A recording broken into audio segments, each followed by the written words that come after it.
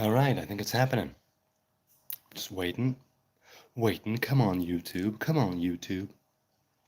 Do I have audio? Do I have video? Only time will tell. And here it goes.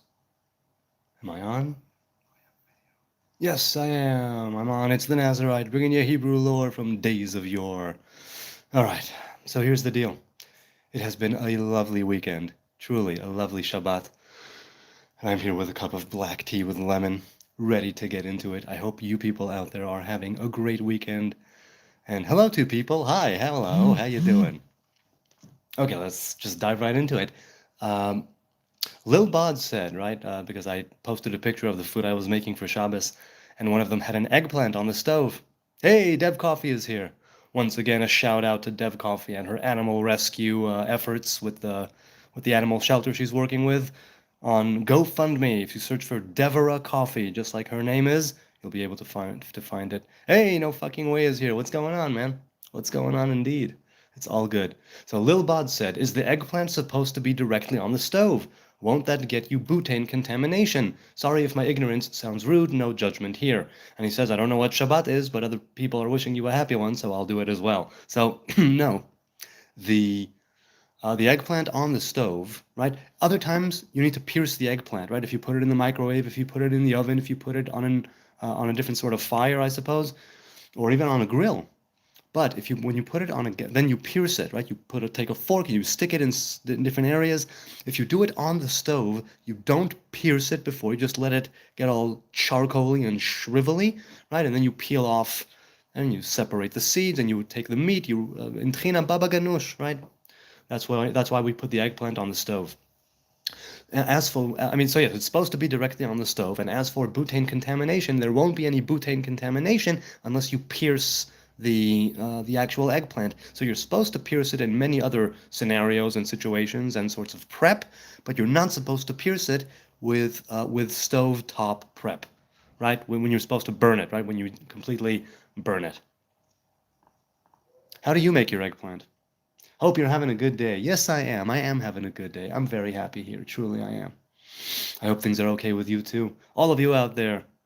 My shelter dog killed someone on vacation, says Barry Dingle. Your shelter dog? Meaning what? A dog you picked up from the shelter?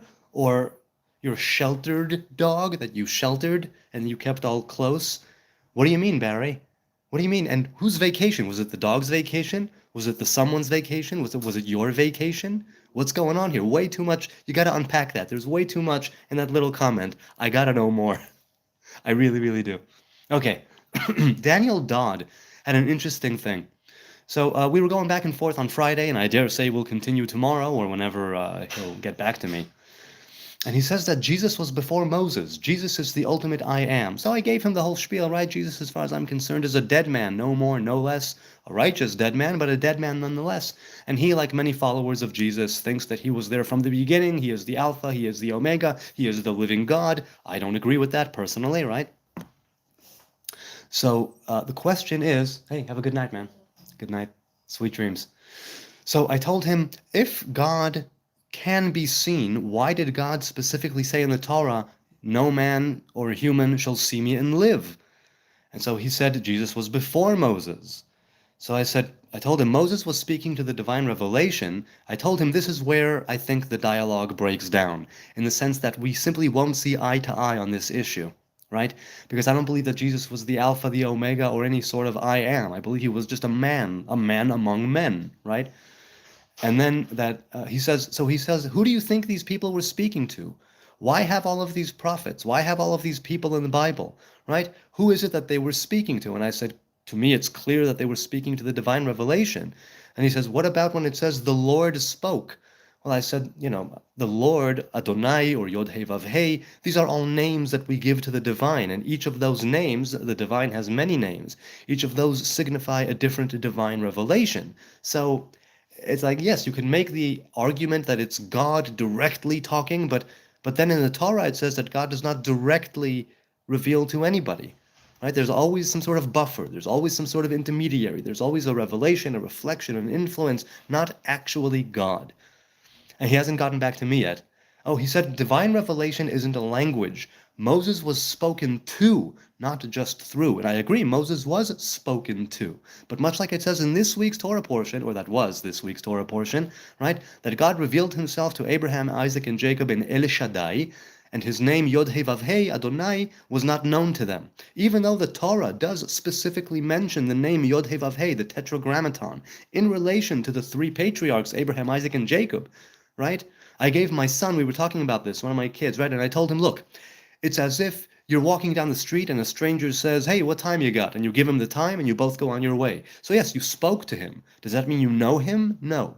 What if it's a close friend? Do you know him a bit more? Yes, there's a history there. There's an intimacy there. What if it's your romantic partner? Do you know them even more? Yeah, maybe you do, right? So there are degrees of intimacy in speech. There are degrees of intimacy and closeness in knowledge and in being one in front of the other. And even with Moses, father of the prophets, where it said that he was the closest that a person ever got, right? And God has not revealed revealed himself to anyone the way he was revealed to Moses.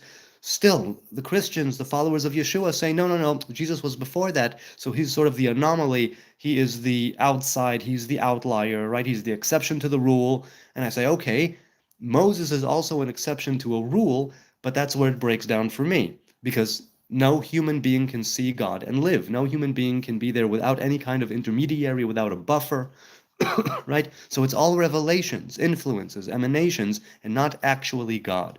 Even when Moses is speaking to God, it's not actually the face of God, right? Which is what it says in the Torah. So I'm waiting for him to get back to me, and it's proving to be an interesting dialogue. All right. Chelsea is here. Hey, Chelsea. Or Chelsea. I'm sorry, Chesley. Chesley, because you're gay. Gay. Yes, I am. I am exceedingly gay. I'm so curious about your wife. What's she like? Oh, she's awesome. She's all kinds of awesome. We brought her on vacation with us. So you brought your dog on vacation, Barry, and she just went after somebody? Unbelievable.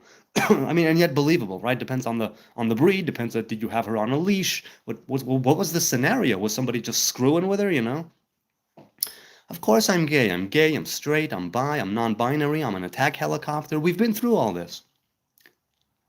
We had the dog for a month, so you were like you were a temporary housing for the dog?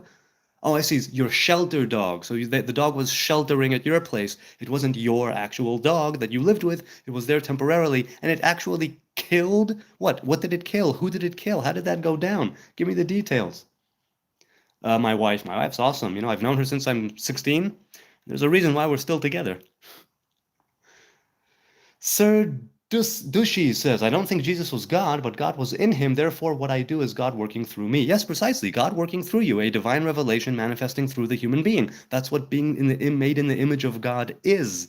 That's what it bespeaks, that potential, that capacity, that ability to reveal divinity in the world through our actions. So on that, yes, I think we are agreed. Valley Android says, what do you think of Kant's moral philosophy? Well, the last time I studied Kant in any kind of proper detail must have been, 13 years ago. So I would not want to speak where I don't know enough. In other words, I'm ignorant for all intents and purposes. I'm ignorant on Kant's moral philosophy, so I can't address it right now, unfortunately. I'm not a learned man. I'm not an educated man. I've studied some stuff, but by no means am I able to speak on philosophy as such. It's like I know my philosophy, I know philosophers that I draw inspiration from, but I can't tell you Kant's moral philosophy, right? Or Heidegger's, or Schopenhauer's, or any of the classics, nor the Stoics, nor the Romantics, nor anybody really. Shabbat Shalom Nazarite, says Timothy Levine. Shabbat Shalom to you. I mean, Shabbat ended a few hours ago, but yeah, Shabbat Shalom to those who it is Shabbos still for. Okay. This is why if someone claims to follow Yeshua, says Christy, but doesn't study Torah thoroughly, they miss the mark. There must be actual alignment, not just subjective rationalism. Well, let's put it this way. I can't speak for people who follow Jesus because I don't follow Jesus. But I think that if people who follow Jesus say that he came and fulfilled the covenant and now it's null and void, why on earth would they study the Old Testament? Why would they study something that they consider to be completely now bereft of any kind of practical implication in the world? right? Because according to them, the Christians who say that the Old Testament is indeed the Old Testament and that it's nothing to do now with this world here and now, we can forsake it. Jesus fulfilled it all. It's done. It's a new covenant, a new heaven, a new earth. Then I understand why they wouldn't be. I'm curious why you think that Christians who don't study Torah miss the mark. It seems a little contradictory to me, but just because I'm ignorant of Christianity. Mercury says, don't think you killed 2 fee people in Gaza. Not sure what you mean. The people in Gaza who died, if they're combatants, they died because they started a war. If they're innocent civilians, 90-something% chances that they died because Hamas was using them as a human shield, a few percent of an error by the IDF, or maybe, a few sick people who want to just shoot civilians, innocent bystanders for no apparent reason. Those guys exist too. Why aren't more Jewish Americans in the fight against all this hate, says Axpd. I don't know what particular hate you mean. You can make the argument not about Jewish Americans. You can make the argument about Americans or Jews anytime, any place, anywhere. Why isn't there more fight against hate in general? A lot of people say sometimes, hey, I have no dog in this race, whatever the race may be. Some people, until it arrives at their doorstep, they don't want to take a stance on something. Some people wisely say, no, I'd rather work out the crap in my own heart, the crap in my own house, before I go and fight some amorphous hate. And there are those people who say, I don't want to go to any demonstration. I don't want to take a stand on anything that's so binary. But if something happens and I can actually do something about it, put it to a vote, protest it in a way that's immediate and that I can, then I'll do something. You know what I'm saying? So you tell me, Axe, I'm not in America. Why aren't more Jewish Americans in the fight against the hate, whatever hate you meant when you say that? What is it that you think is going down? Jeff, hey Jeff, what happens if a Nazarite accidentally breaks his vow now that there is no temple? So I already responded to this. I already responded to you, I think, Jeff. I think you were here last time and I responded to it. Until the Nazarite brings the offerings and makes the proper sacrifices at the altar, they are still Nazarites. So the vow, they are still under the vow. Shut up, Jew, says Mr. M. Oh, okay. Nah, I don't think so. I think I'll keep blah, blah, blahing. You spit on Christians? No, I've never spit on a Christian in my life, and I condemn those who spit on Christians. I think it's an abhorrent and appalling thing to do. Gay and Jewish, says Burning 47. Right on. Could I be more gay? Ah! Nice hat. Thanks, John. Appreciate it. How long will you keep your vow, says Timothy? Until I'm in the grave. That's the idea. It's a lifelong vow. So until I'm dead in the earth, and probably even after that. Okay. Dominic says, is Mossad in the chat? If Mossad is watching, can you guys take Pegasus off my phone? It drains my battery too much. Yes. Yes, indeed. I would think that Mossad is in many, many different chats. Lord knows why they would want to be here. I mean, Mossad usually acts internationally, and I'm here in Israel broadcasting from Jerusalem, so I don't think that they would be here. If anybody would be here, it would be Shabak, right? Shin Bet. Are you allowed to shower? Yes, I'm actually actively encouraged to shower because the Torah says that the body is your vessel, the body is your temple, you should take care of it, and hygiene and cleanliness is close to godliness. So I'm thinking, yes, I do shower. I'm allowed to shower. What I'm not allowed to do is cut my hair or shave it off or rip out hairs intentionally. That's what I need to do. Pistleton, love the name, Piss. Pistleton, mind if I call you Piss? I'll call you Piss. Piss says, I know nothing about Jewish culture. What are the vows? I'm trying to learn, LOL. Well, the Nazarite vow appears in Numbers chapter 6. I took a Samson Nazarite vow after Samson the judge in the book of Judges. It's basically no cutting of the hair, abstaining from everything grape-related, grape products, wine, vinegar, raisins, and so on, and not coming into contact, near or indirect, with human death, corpses. That's the vow. America will eventually strike Iran, asks Taylor. Hey, Taylor, good to see you again. That's a very good question. I don't know. I'm not exactly in President Trump's inner circle, right? I'm not in Trump's inner circle, so I don't know. But I think that they just might. They just might do that. I don't know. I know that we are readying. We have a bug-out bag ready once again, and we are preparing the bomb shelters once again in case that they... yes, Samson was the very strong one, Daniel. So in case things go down, that everything will be prepared. I mean, it hasn't been that long since the last war with Iran, so the bomb shelter and the bug-out bag was near perfect. We added a few things, we changed a few things, we swapped a few things. We're going to take care of the plumbing in the bomb shelter, and then we're good to go. Do you use a bidet or toilet paper? So I use toilet paper. If it's a really bad situation, I use a wipe, but I don't put the wipes in the toilet. I put them, otherwise, in some sort of receptacle or in a bag and then in a receptacle because I know that it can clog up the pipes. So don't do that. I don't think I've ever used a bidet. I don't think I've ever used one. Although if there was an option and I could afford one right now, and I don't know if I can or can't. I've never actually looked into purchasing a bidet. I know it's more hygienic, but Fig Sarah. Fig Sarah. Do you enjoy figs, Sarah? Is your name Fig? Are you named after figs? Are you a fan of figs? You a fig fan, Sarah? Free Palestine. I agree. Free Palestine from Hamas. Free Palestine from religious extremism. Free Palestine from their corrupt leadership that uses them as cannon fodder and as human shields. I thank you, Fig Sarah, for your support of the State of Israel and the IDF in their just war against terrorism. It's most appreciated. Termin says, hey, hello. Easy716 says, Christ is king. Yes, he may as well have been, but he died, and when he died, for me, his reign ended. So if he is a king, he is a dead king. Jez says, just because your parents believe something doesn't mean it's right. I don't know if you're referring to me or not, but I definitely agree. Just because your parents believe something does not mean it's right. Thank you for bringing that interesting, unique pearl of wisdom. Dominic says, do you think it's better for mental health to eat kosher-approved foods only? I feel like goy slop is bad for cognition. So, I mean, I really can't speak of mental health and diet because I'm a vegan, which is kosher by default, and I definitely think that for different people, different diets are called for. You need to go through usually through a process of elimination, and aligned with your physician, your dietitian, your nutritionist, whatever it may be. Go with a professional, go with an alternative professional, and go with your gut, quite literally, because that's where most of your immunity is, right? So what I'm saying is, do I think it's better for me? I've never eaten non-kosher food in my life, so I know that it's better for me mentally, and I know that veganism as the ultimate kosher thing is very good for me, and I've done it for many, many years. So, yeah. Corey says free Palestine, but you don't want Iranians free? When did I say I don't want Iran? Oh, them. Maybe you were talking to them, because I definitely want Iran to be free of its religious oppression as well.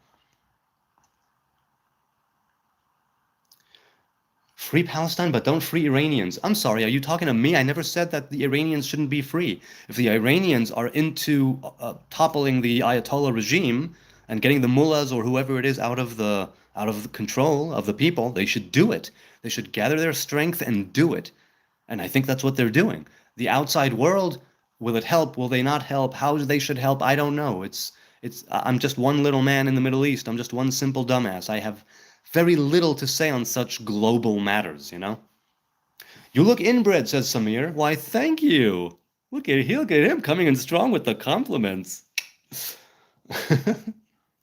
Ban all religion, says Chris. Yeah. Banning all religion would do a lot. It would give a chance for spirituality, straight up, clean spirituality, to thrive once again as a natural progression of humanity rather than the organized religion. However, there is a lot to say for organized religion. It is a path, it is a way, it is a structure, it is a discipline. Some are better than others when it comes to discipline. Some are better than others when it comes to, let's say, the Western world and its, hierarchy of values, right? And the way that society is structured.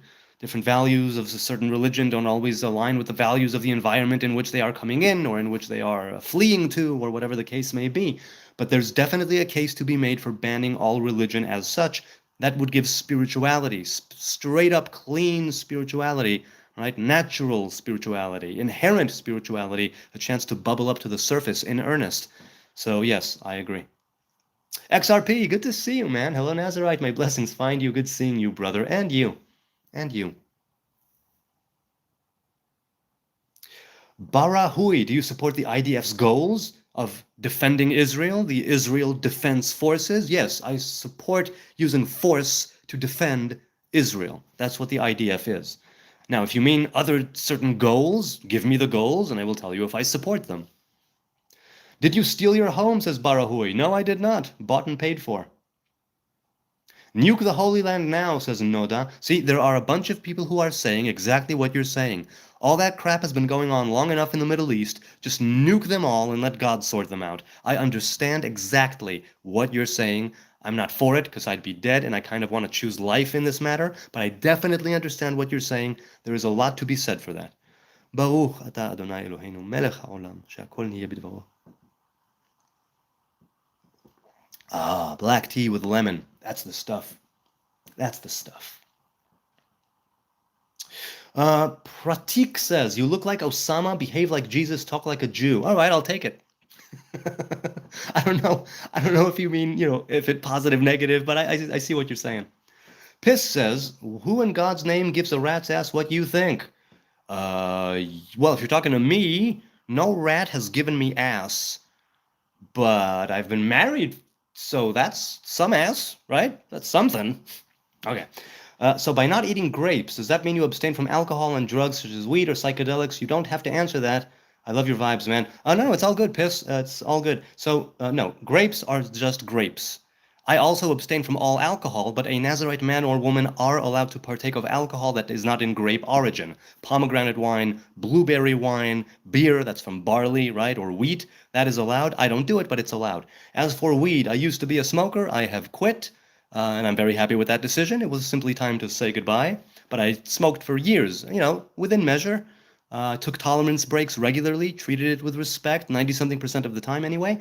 As for psychedelics, I am very much a fan, but always with every psychoactive or psychedelic substance, I say you need to treat it with respect, be cautious, discern, use it within measure. You can do it recreationally, but also if you're going for something more spiritual, as a ritual, as an introspective exploration of the self, then the psychedelic should be a supplement and not the bulk of your experience, meaning that most of your psychedelic, mind-revealing, mind-expanding experiences should come from inside and not from the outside. And if you do take things from the outside, organic and synthetic alike, you should take time, don't do it too regularly, integrate your experience, right? And really make it part of your life actually in the world, right? Gain the wisdom from the mushroom, gain the wisdom from the herb, gain the insights from the psychedelics, but bring it always back down to you, back down to the earth. But of course, no judgment. If you're just doing it regularly, recreationally, to get high, I'm not going to say don't do that. I'll just say that you can be a functioning stoner. You don't have to be a non-functioning pothead, right? Same thing with acid, same thing with shrooms, same things with MDMA. If you use it to escape, it can have a hold on you, right? Things like weed, which are a blessed and sacred herb, but they can still be psychologically addictive, and that's a problem. So you need to be cautious. You need to discern. You need to respect the substance. Respect the substance. Set and setting are chief among those things. And no, it's I answer just about every question that I get that I see here in the chat, if I see it. How much money do you have, says Clinton. That's a good question. Well, let's put it this way. For years, I was in an overdraft and in minus, right? Now I'm paying off a mortgage, and I also have 4 kids now. So it's like we're in a good place right now, and I'm saving for retirement, and I've been saying, well, it's the law in Israel. You must save for retirement. So, I mean, if you take into account everything, I'm a millionaire, but I don't live like a millionaire, so. Samir says, your family stole Palestinians' home. Oh, really? Why don't you show me? If you know me so well and my family, surely you will be able to say who the family was. What did I steal? Please show me. I would love to see what proof you have to back up that absurd claim. Thanks, man. Thanks, Samir. What have we here, says Connie. Good to see you again, Connie. Mortgage meaning death pledge? Really? Oh, mort, right, of course, yes. That obviously. Scary spooky, thank you. Of course, mort means death. Yes, that's right. That's really good. That's really great. I never knew that. Thank you for enlightening me. Very much. Thank you. Okay. Death pledge. I love that. I didn't know that. That's great. That really is great.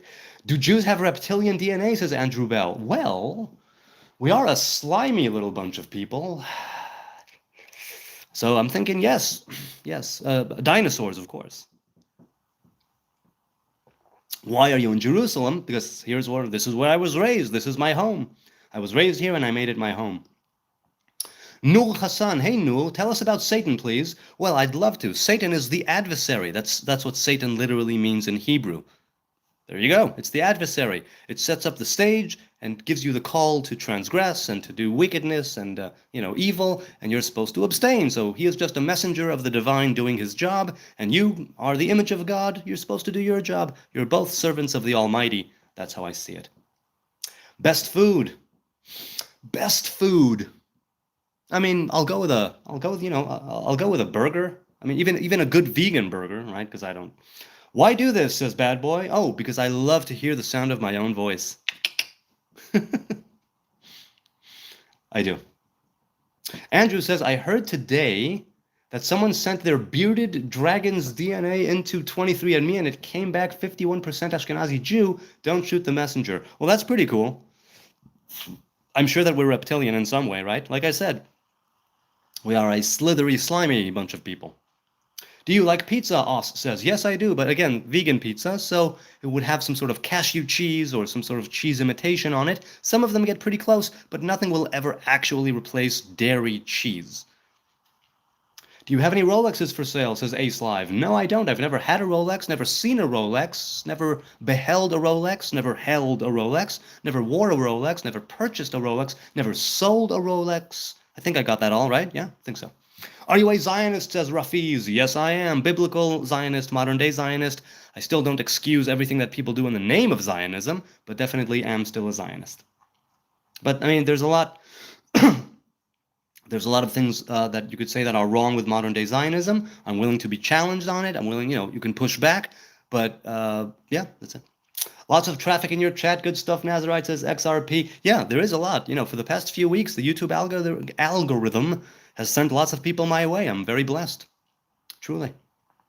Ching says, you're fun discussing anything. Yeah, I do discuss anything, really. I love watching you. How come the menorah is on thousands of years old coins found hundreds of feet underground? Because Israel is Jewish land. Yes, that's right. Look, this land has been conquered and reconquered, and before it was Jewish, it was Israel. Before it was the unified kingdom, right? Before it split. Before it was Israel, it was the land of Canaan, right? Before it was Canaan, it was something else. This land always changed hands all the time.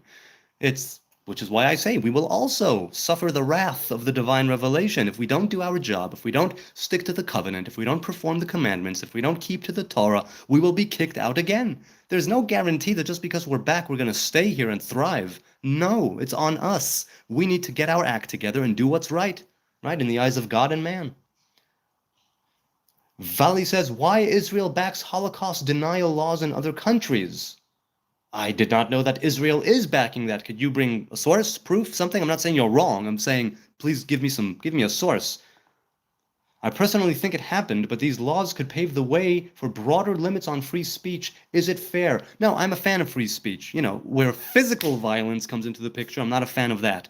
But free speech, which is also why on this, I don't ban, I don't kick, I don't mute, I don't put in timeout, I have no moderators, because I'm a believer in free speech. I believe that you cross the line. I don't believe speech is violence. I believe that violence inciting speech, right? That sort of yelling fire in a crowded theater, that sort of thing is free speech that should not be allowed. That's endangering lives in the immediate, emergent present. But just to have that speech is violence? No, speech is speech. Speech is not violence. You know what I'm saying? What are your thoughts on digital ID? I'm not sure what you mean by digital ID. Don't we all have a kind of digital ID? Not sure what you mean. I like hummus on my shawarma. Obviously, so do I. Back when I was eating shawarma. I don't eat shawarma now, but if I do eat a vegan shawarma, I'll have hummus, I'll have tchina, I'll have schug, I'll have, a salad. It's all good stuff. We can't keep all those rules perfectly, says Leprosy. No, we can't. I don't think anybody is expecting anybody to keep all the rules perfectly. It's also why in the Hebrew faith we have 613 commandments, but one person alone cannot carry out all 613 commandments. They all pertain to different individuals in different times. More than half of them pertain to the ritual worship of the temple. So obviously that's the case. Tenebris says Zionism, the secular belief, already, you're wrong. Zionism has its origins in Torah in the book of Deuteronomy, but I'll keep reading. The secular belief that Jews have the right to exist in our ancestral homeland, wrong. No, you are wrong. Zionism is If you keep to the covenant of the Torah and the commandments, then this land which was promised to your ancestors can be yours to thrive in. If you don't, right, then you won't deserve the land, and the land will vomit you out. That's what it says in the Torah. That's what I think. Now, the land, let's be clear, does not belong to any people, nation, nothing. The land is a creation. It belongs to the Creator. It belongs to the Creator, right? And we can rent it, we can sublet it, whatever it is. We don't own it. It doesn't belong to the people of Israel. It belongs to the Creator. If we follow in the rules of the Torah, maybe we merit staying here and thriving, and maybe later we merit world peace among our brothers and sisters in all humanity. Maybe. God, may it be so. May death, bloodshed, and war be taken away from us even right now as I speak these very words.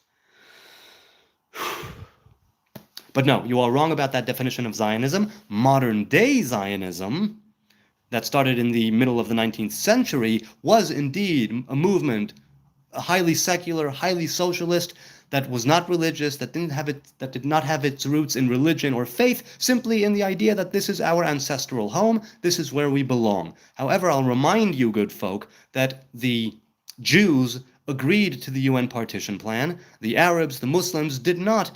We declared independence when the British left, and they started a war that very evening, and they lost the war, and then they called it a Nakba.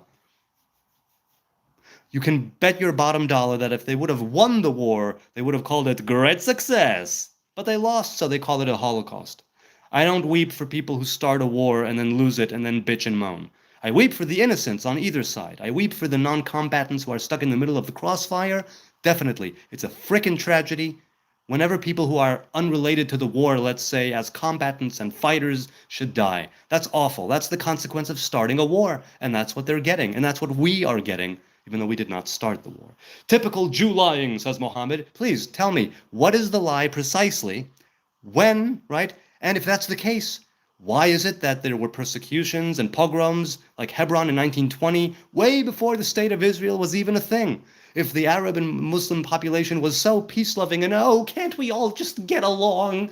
Why were they persecuting the Jews back then? There was no state of Israel. It was the British Mandate of Palestine. Right? So tell me. I'd love to know. Purple Water says, the people who were there first also deserve to stay and thrive, even if nobody... I agree. I'm not saying kick out everybody. I'm saying let's live here together. It's them who want to slaughter everybody and drive the Jews into the sea and have everyone under the banner of Islam and Sharia. That's what they want. Convert or die. Those are the options. That is it. Convert to Islam or we slaughter you, right? Or we, that's it.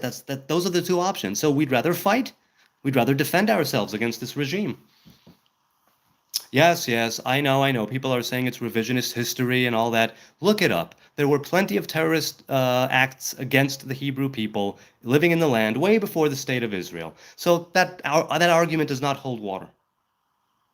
What do you think about the West Bank? What do you think about settlers? Okay, so as for the West Bank, once again, if the West Bank belonged to the poor Palestinians, why didn't Jordan do something about the West Bank? Do you know what the West Bank is? It's the West Bank of the Jordan River. Do you know who owned that and who was in charge of the West Bank from 1948 till 1967? Jordan. Do you know what they did about establishing a Palestinian state? Nothing. They annexed it to Jordan. So that's a bunch of crap. They didn't believe in the Palestinians either. They still don't believe in the Palestinians. It's a Hashemite kingdom. It's not a Palestinian kingdom. It's a Hashemite kingdom with tons of Palestinians living in it. The Jews were also Palestinians, mind you, until the British left. We had Palestinian passports, the Jews who lived there at the time.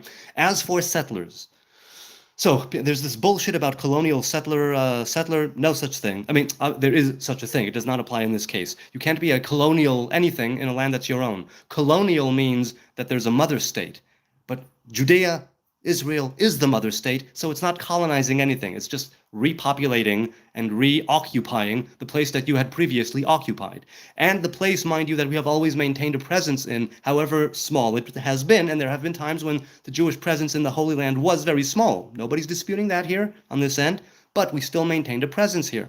And also, as for settlers, some of the settlements on the fringe are illegal and they should not be allowed. They should not be subsidized by the government. They should not be in the budget. I'm saying that as a simple dumbass who knows nothing about the security risks, taking the security risks out of the picture, if you can do that. That's what I'm doing for the sake of this argument.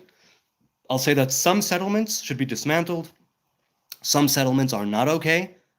But as for that whole colonial settler bullshit, I don't buy that for a second. No such thing. If Israel is colonizing Israel, where is the origin of the colony? Where is the mother state? What, Europe, where they said go back to your own land? Please, give me a break. Okay. Modern day Israelis are not real Jews, says Hey Hey Dale. Once again, you are wrong. Real Jews are anybody who comes under the Jewish covenant and converts or is born to a Jewish mother, according to halacha. These are Jews. I know it pisses people off, and I'm sorry, but this is the truth. Even if I converted this very morning, a few hours ago, okay? This morning, I'm still 100% a Jew, a real Jew, as any other Jew that has ever Jewed in Judea.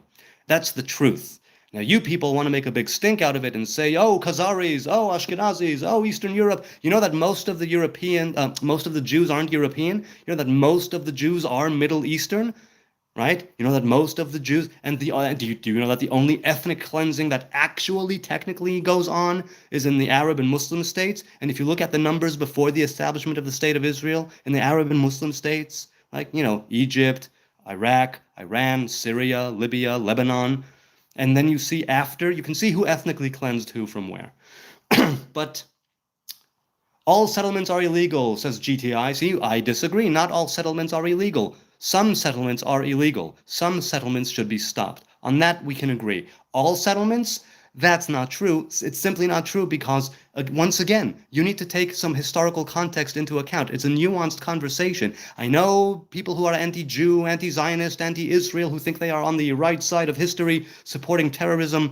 They think that they can make these banner statements and yell Free Palestine, and from the water to the water, and all will be great. It's like, no, not at all. You guys are supporting actual terrorism, and it's not something that holds water. It doesn't stand up to any kind of scrutiny, even minor scrutiny of the last 100 years, let alone more than that. Right? If you read history and if you know the history of the region, and I'm not claiming to be an educated man, but I know what I know, I know what I've experienced, I know what I've read, and I also have read, by the way, the arguments against modern-day Zionism, against the modern-day State of Israel, which is why I'm inclined to agree. Some of the things that the modern-day State of Israel does are wrong. Some settlements are illegal. This is why I say these things. I don't follow the government blindly. I don't follow the establishment blindly. I'm not a follower of the IDF blindly. I don't have blinders on. I have my eyes open to the degree that I, as just a normal dumbass, can have them open. But I know that people making these blanket statements are they have power in groups, but if you take apart their argument and you actually put it in historical context, and it doesn't stand up to any kind of scrutiny whatsoever, at all. This guy would get wrecked in a debate. Well, good thing I'm not a debater.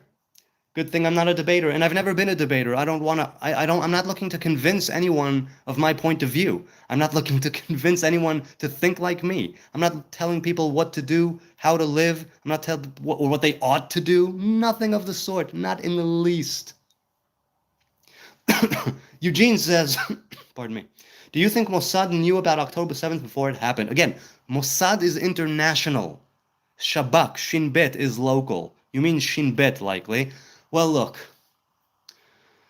I don't know enough about what the intelligence agencies knew. I don't know enough about what the army knew. I don't know enough about what the police force knew.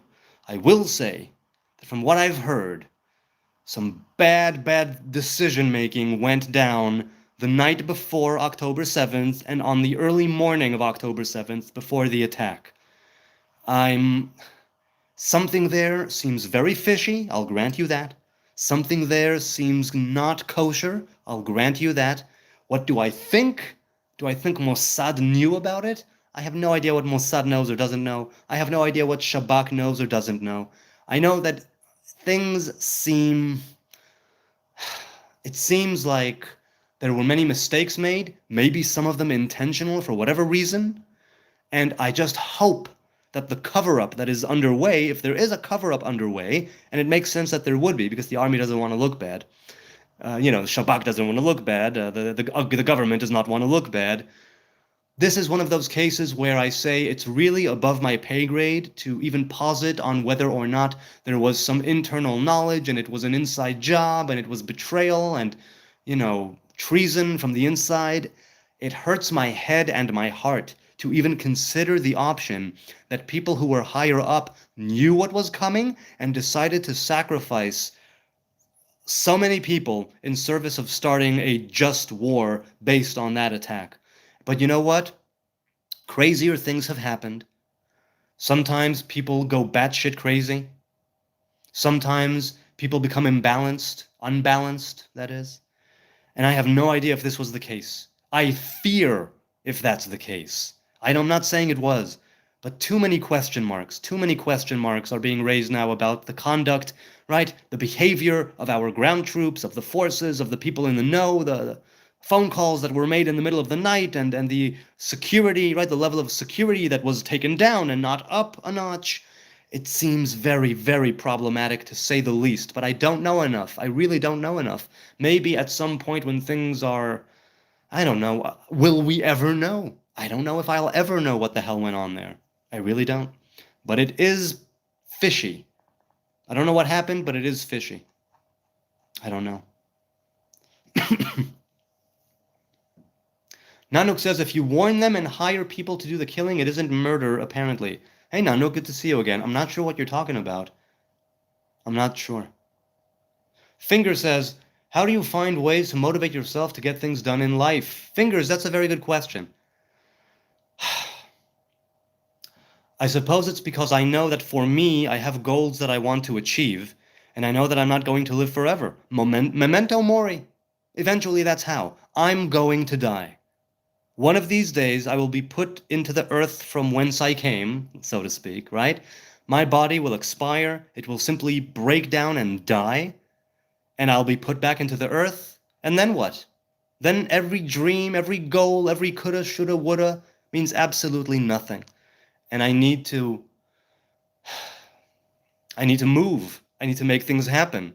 I must, because if I don't, right, you either suffer the pain of discipline or the pain of regret. And I know for a fact that if I don't get a move on and light a fire under my ass and get things done, I'm going to regret it. Big time. Big time. And so that's how I motivate myself. I'm going to die. This is all very temporary. I don't know what will happen in 5 seconds, 5 minutes, 5 hours, 5 years, 5 billion years. I know that I'm here now, right? I'm here now. I'm drawing breath. I have something I have to do here in this life, and I better get a move on. That doesn't mean don't take a break. It doesn't mean no time to chill out, but it means get a move on because you're going to die sooner than you think. More, because usually, I don't remember who said this. People in the first half of their life almost give no mind and pay no attention to the latter half of life.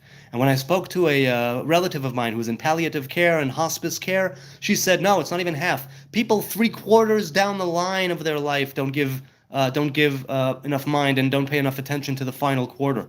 So yeah, you need to think about this. You need to consider the actual sobering fact that you are going to die. You're going to breathe your last breath, have your last thought, have a last shower, have a last erection. I don't know what. You're going to have a last time of everything, and you don't know when it's going to be. That's why people always say, pick up your kid if you want you to pick him up. You don't know when the last time, you don't know when it's going to be the last time that you pick up and hug your kid.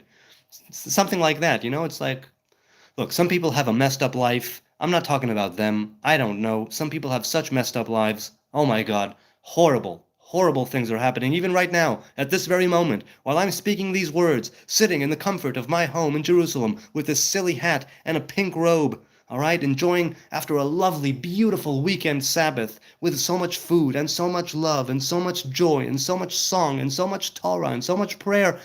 And then I'm saying this now, I'm sitting here now. Meanwhile, at this very moment, people are suffering here in Israel. People are suffering on the borders of Israel. People are suffering horrible fates all over the world.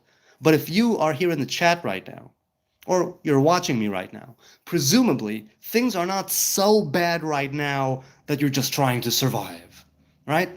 Maslow's hierarchy of needs has blessed you, right? You're somewhere, you're not just trying to survive. You can take the time to sit and watch this schmuck on the internet, which means that you need to take the time to say, okay, So let's do something about that. Let's do something about it, because I'm going to die.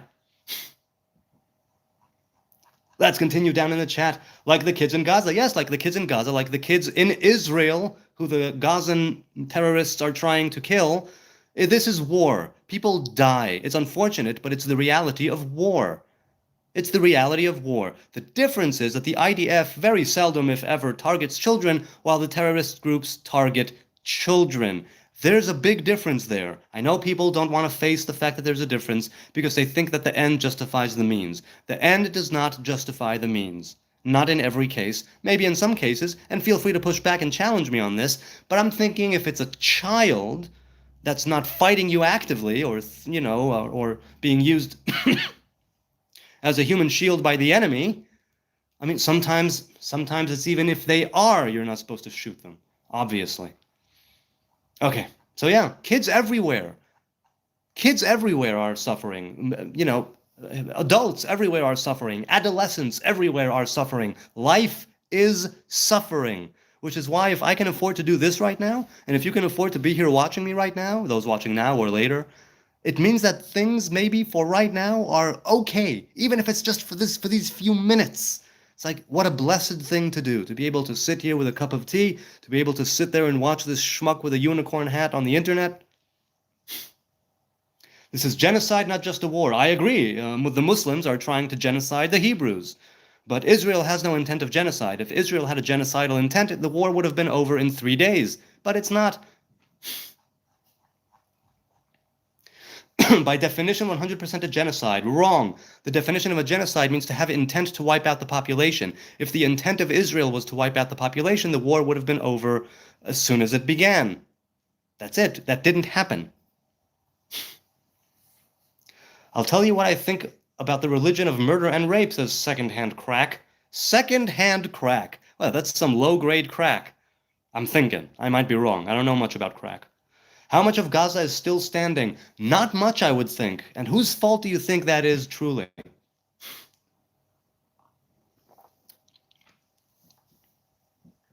Islam out of the Middle East, says Secondhand. No, look, the thing with the moderate, peace-loving Islam, and I believe that peace-loving Muslims do exist, is that they are irrelevant because they don't speak up. The silent majority is irrelevant. It was Gabrielle, what's her name? That Lebanese lady. She speaks very well. Gabrielle, I don't remember her name.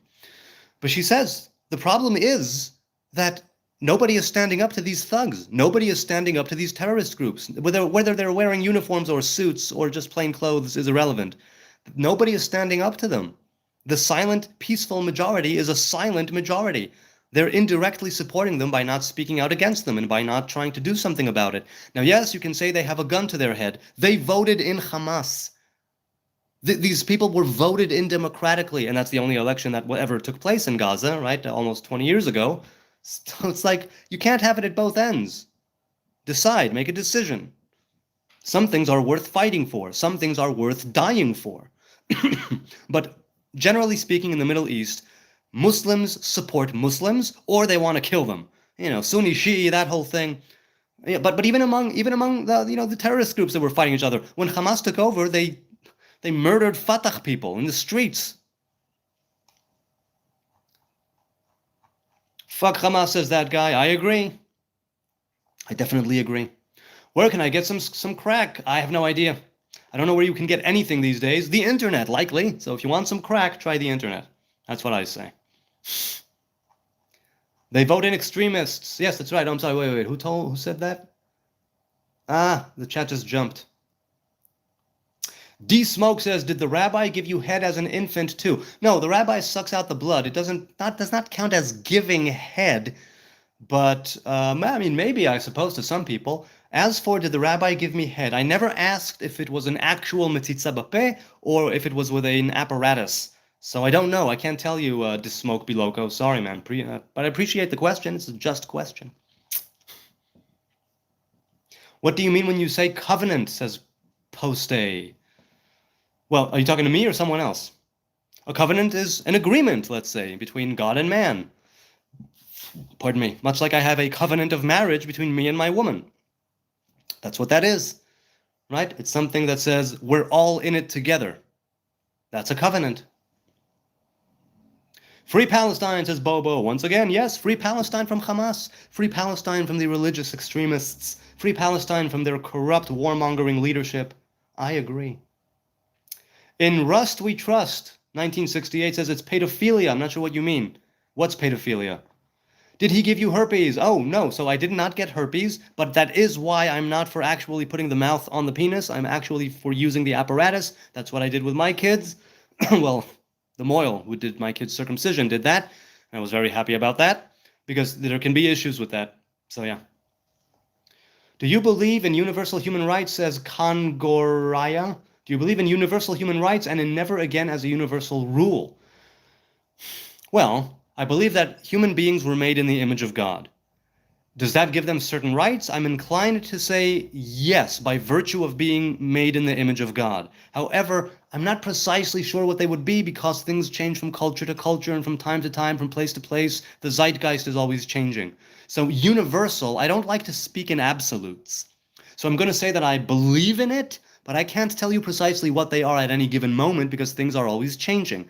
As for never again, as a universal rule, once again, that's an absolute. And even in the Hebrew faith, right, we need to eradicate Amalek. Now, that nation does not exist anymore de facto. We don't know who the Amalekites are, so we cannot go and do it. But technically speaking, halachically speaking, rabbinically speaking, the law, the dry letter of the law says, if you identify, 100% identify, the nation of Amalek, you are supposed to wage war on them, kill their men, kill their women, kill their children, kill their livestock and their animals, so no trace and no memory of it remains under the heavens, as opposed to over the heavens, but that's a different story. I have a video on that I did like way back. But the point is that even the Hebrew faith, even the hippy-dippy loving Hebrew faith, and there is some of that in the Hebrew faith as well, will say that when it comes to Amalek, because of what they did and because of what they represent and because of who they are, they need to be eradicated completely. Now, it's very convenient for me that we don't know who Amalek is, because I would not want to kill men, women, and children who've done nothing to me. I would not want to annihilate an entire nation. I would be very, very fine with it, and I might regret saying these words at some point, but this is the situation now, and I don't mind if it continues, where we don't know who Amalek is, and that means that we don't need to carry out that commandment. So I'm good with that. I am. I hope that world peace will arrive before we discover who Amalek is, and that way we can avoid the whole thing. Yes, there you go. What do you believe, people? Do you believe in universal human rights? Do you believe in never again as a universal law? That's a good question.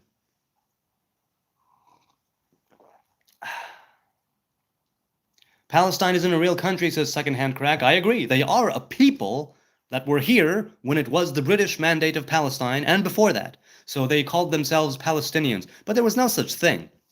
There were people here. Again, it's not that there weren't Arab Muslims here or Arab Christians here. There were plenty of them. Nothing wrong with that. They should live here side by side with us in peace, God willing. Inshallah. But there was no such a thing as Palestine. That's an invention, primarily from the 1960s, but a bit before that as well. That whole Palestinian identity thing is made up, right? There's never been a country or a state, leaders, a coin, an anthem, a philosophy, trading history, nothing. Never such a thing existed. Once again, if there was, then Jordan would have established a Palestinian state. If there was, Egypt would have established a Palestinian state. They didn't, because they didn't care at all, and they annexed the land, which proves that there was no such thing. Okay. Whatever the Amalek did to you wasn't enough. Yes, a lot of people share that opinion. A lot of people blabblooey.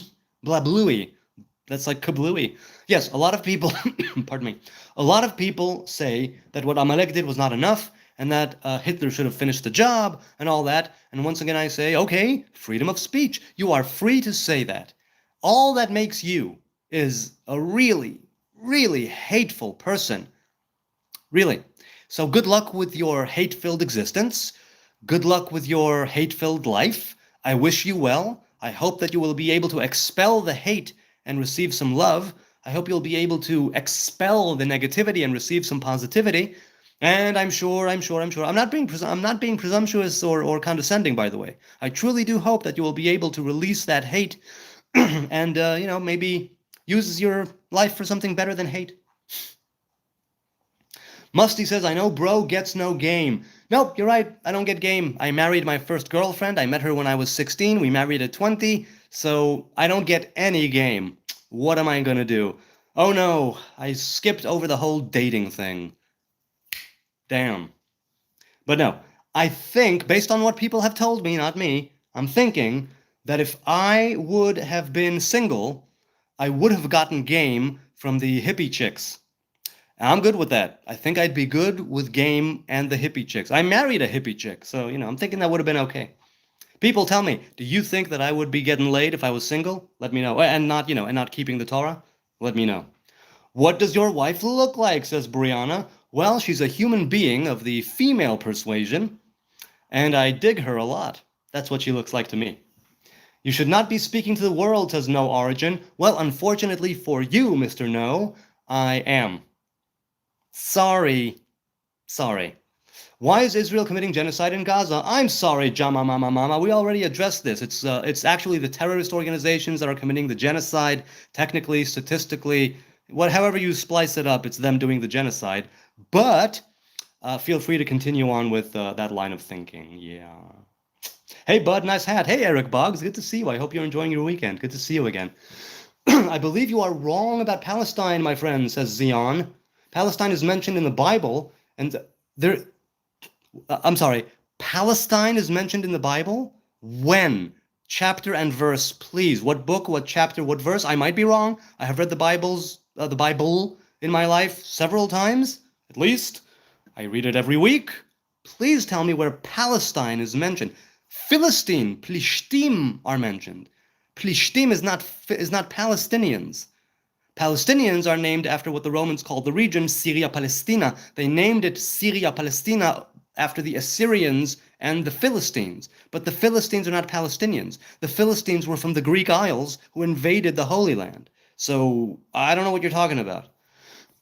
There's literally no mention of Palestine in the Bible. 6 million citizens have the right to self-determination in peace alongside Israel. I agree. In peace. The key word here is in peace, not in war and bloodshed and genocide. And that is what they are doing to the Israeli people, to the Jewish people, to the Hebrew people. That's what we're doing. That's what we have going on here. Ultimate Rage Bait Master, says Blabloo. Cool, but I'm not here for the rage bait, truly. How long you live in Israel? All my life, COVID warrior. Aside from a few years in the Netherlands, I've been here all my life. From birth. Where are you from? I'm in Jerusalem. What about you, Gupta? Is this Gupta or Guapito? Guapito. Where are you from, Guapito? You sound like a turbo nerd, knick. Well, Pythons, I am a turbo nerd, that's for damn sure. Mrs. Lick says, saying hateful things pales into insignificance compared to what you people have done to innocent Palestinians because of your pathetic belief in ignorance. There are no gods, just the vastness of Spa. I'm assuming that was supposed to be space. Yes, I'm inclined to agree with you. But see, here's the problem. When you look only at one narrative and you completely avoid the other narrative, you already fell to the classic fallacy, right? Of, all I know is truth and everything that I don't know is not truth, or everything else that I'm told is a lie. You have fallen to the fallacy of confirmation bias. That is a logical fallacy where you are only following one narrative. What you should do is have a synthesis of both narratives to the best of your ability, because as a standalone thing, both narratives are wrong, which is why I say, okay, I take it as objectively as I can, as somebody who lives in Israel can, right? And I say, Israel makes mistakes, the IDF makes mistakes, the government makes mistakes, sometimes these mistakes cost innocent lives, I agree. But then the question is, and now what, right? How far back do you go? Who do you consider to be what and when and from where? So you need to look at the whole picture. Simply to say, oh, the poor innocent Palestinians, these poor innocent Palestinians elected Hamas as their leader, a proscribed terrorist group. These poor innocent Palestinians poured into Israel on October 7th, even though they weren't part of Hamas, to maim and slaughter and steal and pillage and plunder, okay, and kidnap. These poor innocent Palestinians who were not from Hamas, once again, mind you, kept hostages in their homes. So don't give me that crap. There are innocent Palestinians, and I'm sorry for each and every one of them who was killed, who was caught in the crossfire. It's a damn tragedy, and it's a shame, and I wish it didn't happen. But to say such blanket things like hateful things are insignificant as opposed to what you're doing is ignoring, completely ignoring every single thing that the Palestinian leadership, let's say the leadership, if you don't want to talk about the people, we'll talk about the leadership. There have been many peace agreements. I think at last count it was over 10, like 12 peace agreements. They rejected every single one of them. Every single peace agreement that was put on the table, even when they were offered East Jerusalem as a capital by Ehud Barak, they rejected it. Was it Ehud Barak or Ehud Olmert? One of the Ehuds. One of the prime ministers, anyway. They offered them a ton, plus East Jerusalem as their capital. And they said, no, it's all or nothing. And then they, once again, waged war, break agreements, and break ceasefires. So I'm not blindly following the government. I'm not blindly following the IDF and going with the party line and with the propaganda and with the hasbara. No. But I also think that if you are going with your propaganda and making these blanket statements and bringing absolutely nothing else to the table but my narrative is the correct narrative, you're bringing absolutely nothing to the table. As for there are no gods, only the vastness of space, yes, I agree. There are no gods, only the vastness of space. That's true. That's very, very true. Let's continue. Religion is a great fairy tale story, says Esrain. I agree, it is a great fairy tale story. You're demonic, sir. Thank you, Robbie. Was it Rabbi? I don't know what it says. But yes, I am demonic. I have demons inside of me. I have demons outside of me. I'm buddies with some of the highest demonic choirs in existence. Thank you.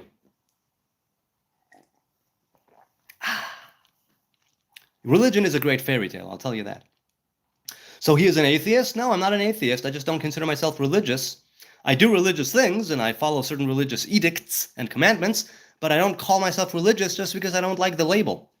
I try to cultivate a spiritual, right, and physical connection with the divine revelation. That's what I'm doing here, right? Following the Torah, following the commandments. But to say religious, that's too much of a label for me.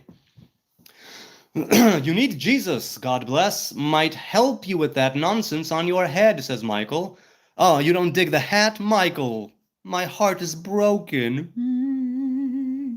It's okay, dude. It's okay. You don't need to like the hat. It's all good.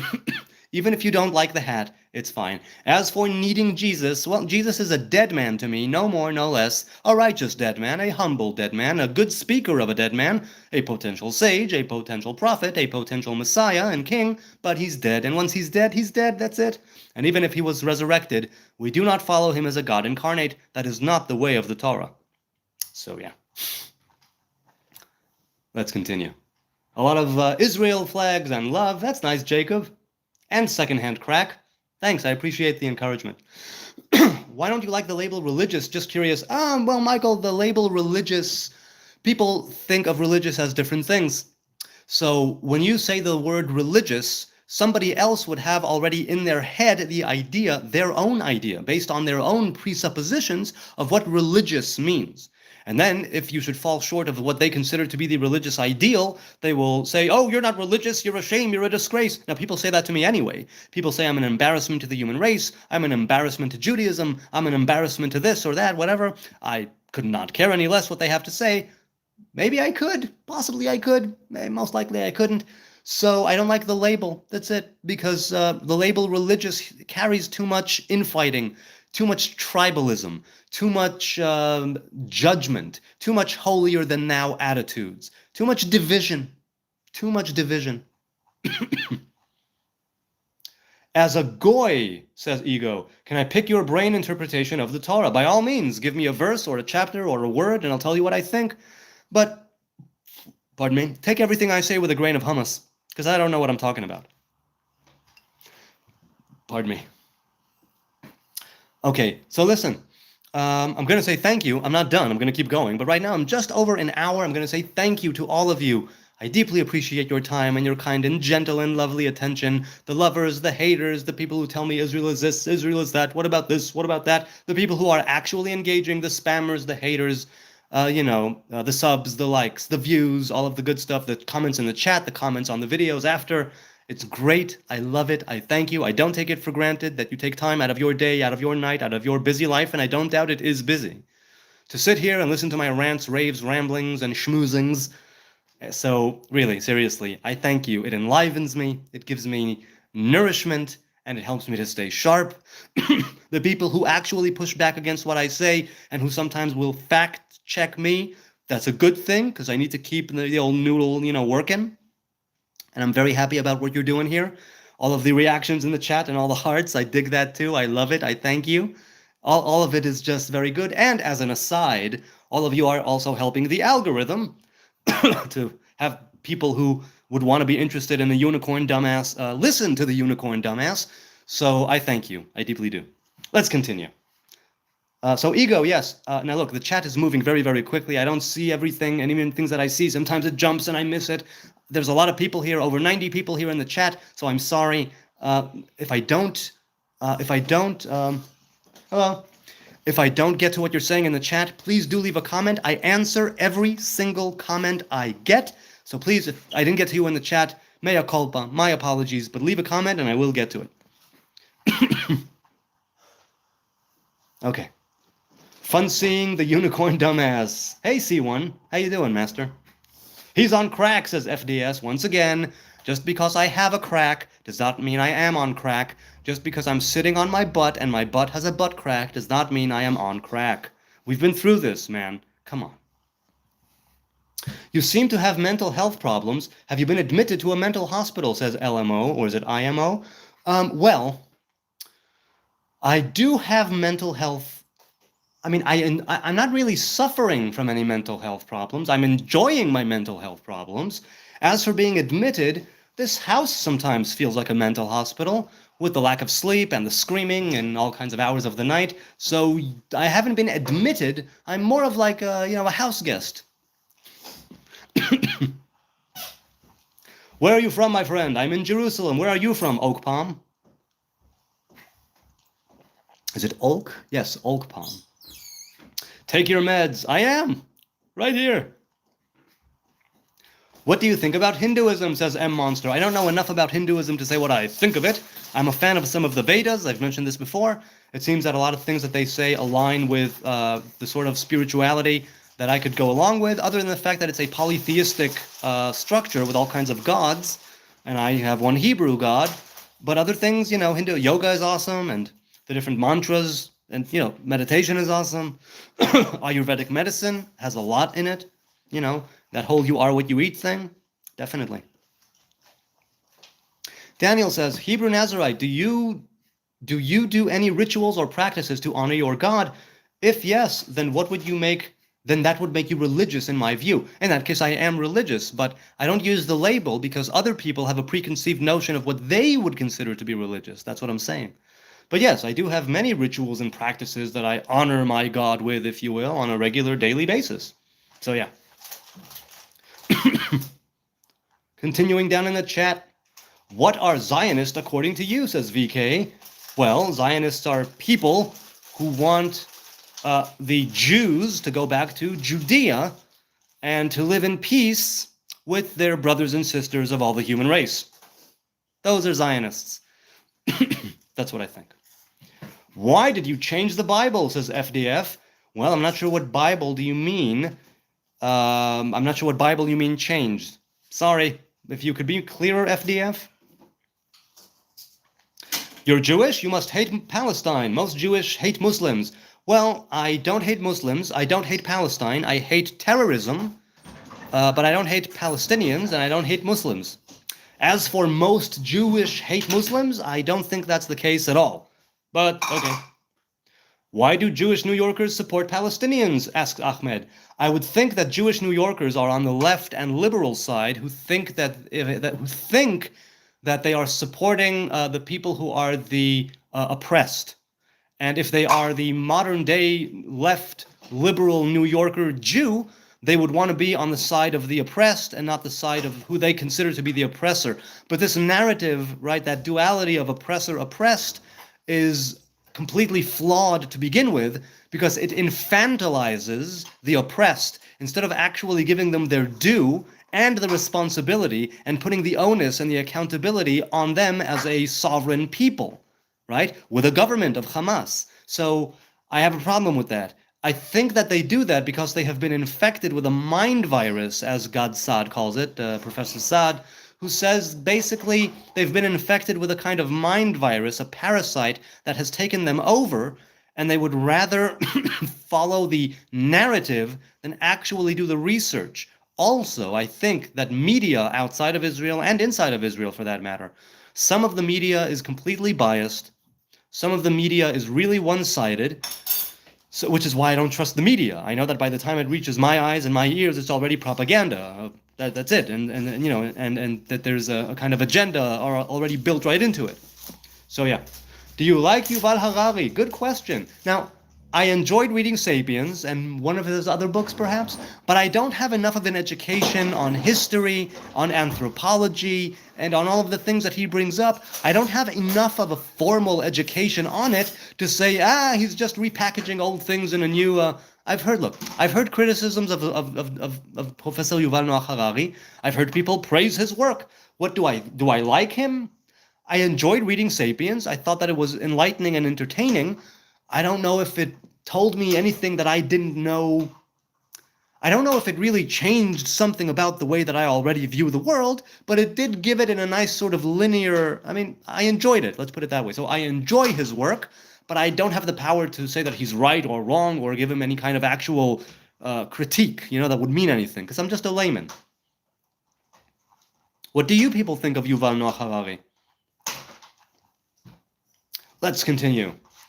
Are you a Jew? Yes, I am, Sarah. Are you? Have you been to L.A.? No, not Los Angeles or Louisiana, Jacob. I have not been to L.A. AJ says, yes, do something about yourself. Take a shower and some mouthwash would be good. I have actually been washing. I had a flare-up of something in my lower left gum, and I started using mouthwash, like this good, like really, really medical-grade mouthwash for a few days. Boom, gone. So thank you. I have been showering, and I have been using mouthwash. I thank you, AJ Armin, for your concern for my personal hygiene. See, good people, there are other good people out there. Michael says, would you say the Torah in one sentence is don't do to others what you don't want? Yeah, I've said this, of course. What you hate, don't do unto others, right? That is the entire Torah. The rest is commentary. Go and study it like Hillel told the sage. That's what I'm thinking. No Origin says this is so toxic and it's because of this guy. Really, it's toxic because of the guy in the pink robe and the unicorn hat? Is that really why you think this is so toxic? How circumcised is too circumcised, asks Toechamp official. Good question. I'm thinking once you become a eunuch, once you have a non-functioning phallus, that's too circumcised. That's what I would think. Lenny says, good evening again, friend. How are you doing today? I'm doing very, very well. Please tell me you have a quote of the day. Quote of the day? Yeah. From Shabbos' Torah portion, right? Let my people go that they may worship me. A lot of people remember the let my people go. They don't remember that the continuation of the verse is let my people go that they may worship me. A lot of people want their freedoms. We want freedoms and rights, but they don't quite know to what end. So I'm thinking that you should have both sides of that verse, right? The former and the latter part. You should have set me free. And then you should have a reason why, not just for the sake of freedom, although that is a good thing, I suppose, in and of itself. For a human being made in the image of God, it's not enough. You were born here, you were created here, you were brought into this world to do something. You have a mission, you have a task, a gift to give to the world, as it says in the way of the superior man, or woman for that matter. So go with it. You should set yourself free to figure out what it is you need to do and go and do it, right? Set my people free that they may worship me. That is my quote of the day. Have you read the New Testament? Yes, I have. Once. I very much enjoyed the Gospel for his glory, and I did not enjoy Acts, letters, Revelation, or any other parts, but I really enjoyed the Gospel. So yeah. Ariel144K is here. How you doing? How you doing? Sulaiman says, what do you think about the idea of making the new Holy Land of the Jews in Alaska so they can leave the land they stole? First, they didn't steal the land. Jews belong in Judea. Second of all, I'm thinking that even in Alaska, we would be persecuted. Third, Alaska is part of the U.S., and I don't think that they would take in, 7 million Jews at this time. So yeah, that's what I think about that. Let's continue down in the chat. Burning says, who are you to say that God can't have a son? He is capable of all things. Yes, all I'm saying is that there's no God incarnate according to the Torah. According to the Hebrew faith, there's no such thing. It doesn't mean that Christians can't think of it. Sure, all people can think whatever the hell they want to think. The Hebrew faith says, right, that there is no God incarnate. The Torah is what I follow. Our traditions is what I follow. According to the tradition, there is no God in flesh. Right? If you can conceptualize it, if you can perceive it, if you can sense it on any conceivable or inconceivable level, inconceivable, right? Metaphysical, spiritual, physical level, it's not God. It's only revelations of God, right? And we can't know God. So that's it. All land is stolen, get over it. Wait, the chat just jumped. Who said that? Second hand. Agreed. All land is stolen. All land is conquered and reconquered. Liberated and then, and set free and then taken again. Yes, all land. That's right. That's exactly right. Opinion on Jesus as a Messiah in other religions? Let him be the Messiah in other religions. What do I have to do with that? Why should I have an opinion on that? It's another religion.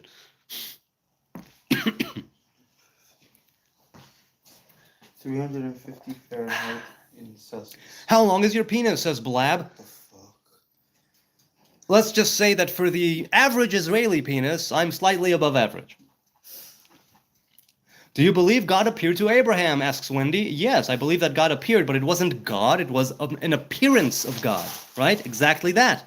It was a revelation of God to all of the patriarchs and the prophets, and even Moses, the father of prophets, and anybody who's ever said that God has spoken to them, unless they were, just making it up.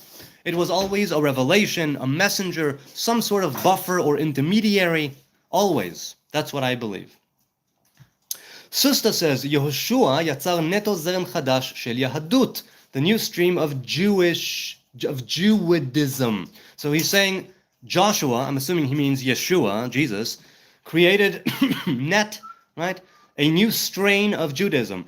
Well, yes, but those who followed him made him into a God incarnate, Christians, right? And that's where I draw the line. So if Jesus would have said, if I was around at the time of Jesus, I've said this many times, I would have probably followed him around as well. I would have been happy to call him master. I would have been happy to call him rabbi. He seems like a humble, enlightened, and righteous individual.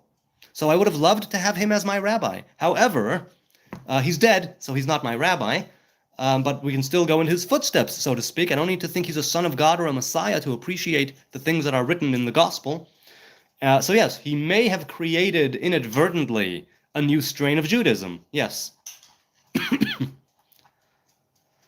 Nesja says, do you support LBQTH+? Well, I am gay, I am a lesbian, I am a trans individual, I am a non-binary, and I identify as an attack helicopter. So in that sense, I support people to do what they want, but you'll have to give me a scenario, and then I'll tell you if I support it or not. I don't support blanket statements like that. Mr. Moko says, I really appreciate someone being rational and patient despite all the nonsense in this chat. It's incredibly refreshing. What else am I going to do? I'm going to fight people? I'm going to, call them names? What am I going to do? It's like, you laugh at stuff. That's all I got to do here. I try to have a conversation. I try to have a dialogue going. And if something happens, I laugh. Because what am I going to do? Do you think that taking a shower is a sin? No, it's not a sin. A sin in Hebrew means to miss the mark. Right? Lachto or lechti. So no, I'm thinking I'm thinking that taking a shower, right, is part of keeping your body healthy and clean and alive, and that it's not a sin. It's actually encouraged in the Torah to keep your body as the temple of that image of God in good condition. That means exercise. That means hygiene, right? That means eating healthy, kosher, clean food. Huh? That's all. Yeah.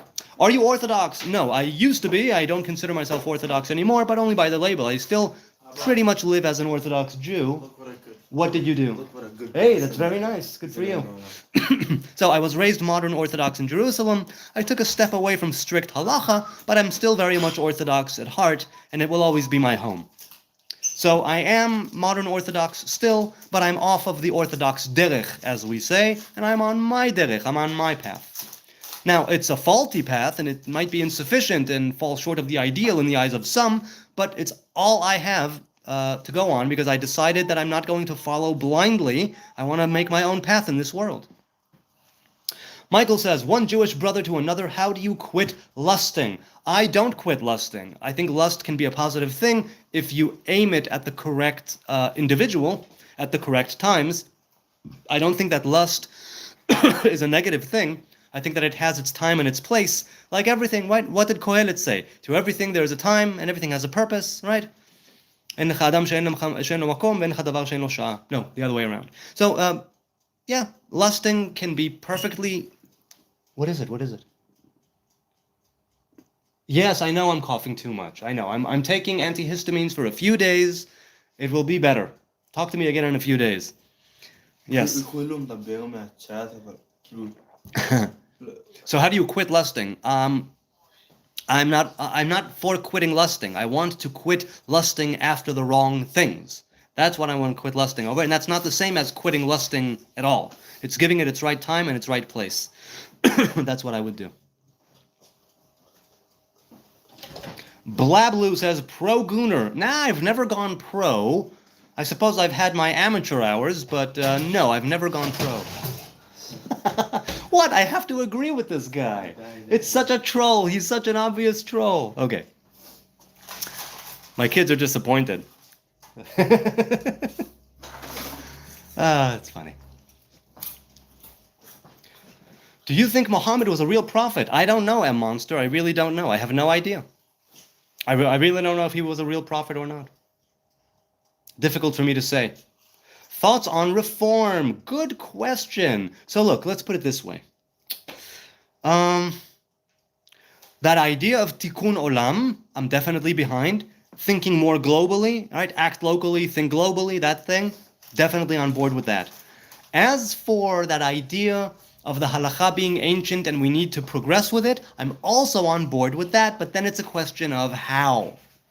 So, right? Because the Orthodox faith is there's a problem there, right? Because that the Talmud was written down, the Mishnah was written down, because we have no smicha, we have no Sanhedrin, we have no king, we have no priesthood, no temple, no altar, no Levitical choir on the steps. So we're kind of stuck, halachically speaking, in the past. And we can't nullify things that don't make sense anymore. We can't add new things that ought to be put in. So halachically, we're stuck. The conservatives and the reform were seeking to stick to the tradition, but keep halacha moving. And in that sense, what they are doing is correct. Because halacha was not meant to be written down in the Talmud or the Mishnah, or rather, the Talmud and the Mishnah from whence halacha comes and is derived was not ever meant to be written down. It's a problem that it was written down. It was supposed to be passed down orally and progress and evolve in the course of time, right? And that's what the that's what the reform people are doing. But, and here's the but, where do you draw the line? How do you decide what is too big to fail in the sense of the old ways, and how do you decide what should be carried in? And since I don't know, and I'm not a halachic ruler, right? I'm not a sage, I'm not a scholar, and I don't know too much about the reform movement. I like some of their core tenets, but I don't know that I am behind everything that they're doing. That kind of addresses it, but it certainly doesn't do it justice, because I don't know enough about Reform Judaism. Yeah. Okay. Oy vey, it's cold today, says El Riz Games. It is cold, huh? Yes, indeed. Jacob says, you're a true mensch. Thanks for answering my chats, Achi. Hey, I try. I have my moments of being untrue and not a mensch. But, what are the Torah? The Torah and the commandments and the covenants are here for us to follow, to be men and women of God. Even if I fail every single day, and I do, even if I have trouble, and even if I fall, and even if I falter, and even if I stumble 1,000,000 times, I will get back up and try and do better. Right? The Torah doesn't want me to be some Moses. The Torah does not want me to be Abraham. The Torah wants me to be me. It's all that I can be, and I'm trying to do that to the best of my ability. So yeah. The whole reason of the Quran was that God's word was reformed, says Burning 47. Okay. Yes, the Muslims consider that to be the final word, the final prophet, the final revelation. We as Hebrews don't think like that, but the Muslims are saying that, so that's okay. Cool. What makes a person a real prophet of the Lord? Well, let's put it this way. First of all, if they do prophesy something positive, which comes to pass, stands to reason that they are. Second of all, well, look, here's the thing. The question is whether or not the people ask them for a sign, right, or some kind of miracle, or whether they even ought to. What makes a person a real prophet is when they receive real prophecy. And that's a very subjective thing as far as the people who are listening, right? The people who are listening to the prophet cannot always fully tell whether he's just delusional or whether he's actually speaking the revelation of God through him, right? The prophet of God know that they are a prophet of God, though some of them may be acting in a way that they think is righteous but is actually false. We know this from the fall of the first temple, that certain things went down there, right? And when the regiments of Aram were going to attack the people of Israel, Tzidkiah ben Knaanah, the prophet, he told the king of Israel that he would win. But Isaiah says, no, don't listen to him. He's been deceived. There was a spirit of deception that came into him. It's difficult to know whether the prophecy is real. It's difficult to know whether a prophet is real. So what makes a person a prophet of God is them receiving the divine word and communicating it honestly and earnestly to the people. That's what it makes, right? That's how a prophet of God is real. You speak too much. Oh, I'm sorry, who said that? Damn, the chat jumped. Hang on. You speak too much, says Marcus. I agree, I do speak too much. I love to hear the sound of my own voice. Why was Mohammed, asks Eric, why was Mohammed the only one who bugged out when Gabriel showed up? Well, I don't know what that means. I guess you're talking to the Muslims in the chat, so keep me posted, because I don't know. You're a piece of work, Snake, says No Origin. Thank you, I am a piece of work. I've worked on this piece for many, many years. So nice of you to acknowledge. See, there are good people here in the chat. Imagine giving any value to what this brony says, Hirbu F this. Well, I'm not asking anybody to give any value to what I'm saying. If there is some value, then that's cool. If there's some, whether it's just the pure entertainment, that's also good. That's also good value. But some people have found value in the things that I say. Idiots, right? But they do. So,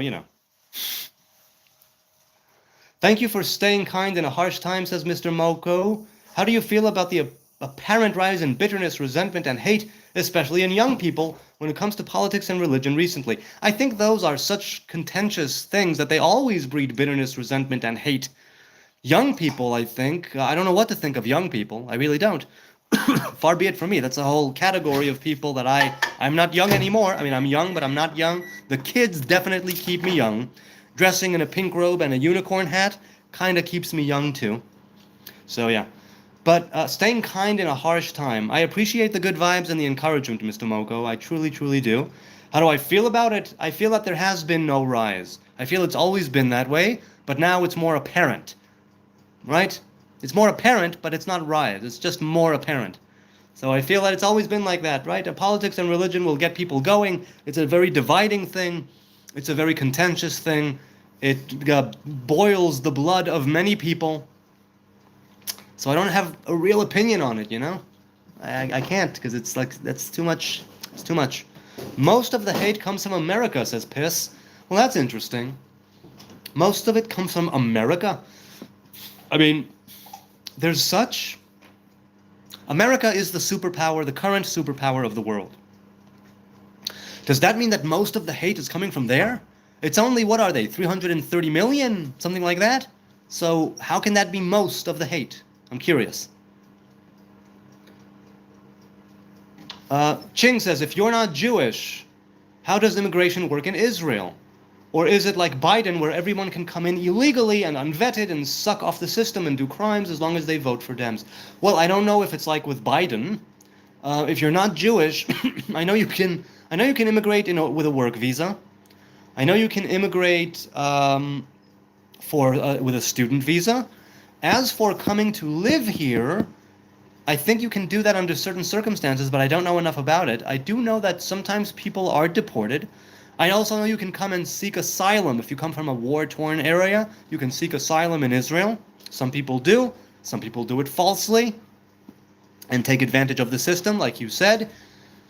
But I'm not sure how immigration works if you're not Jewish. It really does go on a case-by-case basis, depending on the scenario. So I don't know.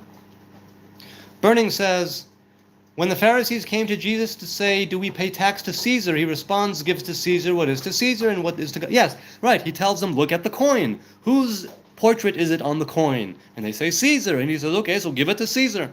Yeah, the separation of church and state, of synagogue and state. Before religion, African spirituality, says Eric Davidson. Well, I don't know if you're continuing a previous statement or not, but I am inclined to agree, because the religion wasn't always a thing. Spirituality was always a thing. Spirituality is that spontaneous connection between creator and creation. That's all that it is. And everything else, all the man-made organized religions and all of that, that happened in the course of history and because of the degradation and the deterioration of the generations. And because, of the opiate of the masses and that whole thing. But yeah, spirituality, plain human spirituality. That is the basis of everything. I'm inclined to agree. It really is. For his glory says, do you think Jesus was acting as a prophet in the New Testament Gospels? Well, what did he prophesy? I think that he was mainly giving speeches. He was mainly teaching the masses and his close disciples. Was he prophesying? I don't know. It could be, look, he was potentially a very big sage, and there's no doubt that he had some sort of divine revelation, if indeed, hang on a sec, if indeed he was that sage, right? There's no dispute on my end that the divine revelation of some level was with him. So whether it was a higher or lower degree of prophecy, I don't know. But can you give me an example? Because I'm ignorant. I only read the New Testament once. Can you give me an example of something? Oh, you know what? At some point he says, one of you will betray me. And Judas Iscariot, right? Judas Iscariot betrays him. I think he says that, right? That could be considered a prophecy of some kind, right? He says what will happen in the future, and it happened. So I suppose in that sense, that is a kind of prophetic thing. He apparently, right, was a great sage, and nothing is stopping him from becoming a prophet, right? If you work on yourself enough, and you make a vessel of yourself in purity, right? And I mean ritual purity and actual purity of morals and purity of behavior and purity of personality traits and just being a good person, being a mensch. You can receive prophecy. We can all receive prophecy. We are all supposed to receive prophecy. And eventually God will pour his spirit upon all flesh, as it says in the book of Yoel. So do I think he was acting as a prophet? Maybe in some cases, but I don't know enough of the New Testament and in the gospel and of the gospel to say yes or no. So I don't know. Ching says, whatever God is, why do you think some cultures have multiple gods and others have but one? What do you think of God and its relationship to spirituality? Well, look at this. Look at it this way. People took the forces of nature and turned them into deities. People took the forces of their own psyche and their own inner world, and they sort of anthropomorphized these forces that are working within us and called them gods. So the god of thunder, god of lightning, god of love, right? God of war. These are all human things. Humans took the world inside of them and outside of them, and the different forces that are at play, right? In the psyche, in the body, and outside, and in the world, the universe, and they attributed divine powers to those personifications, right? To those attributes. That's why I think many people have pantheons of different gods. And there's a hierarchy. There's even a hierarchy in the different names of the Hebrew God, right? There is a hierarchy of the 10 Sfirot.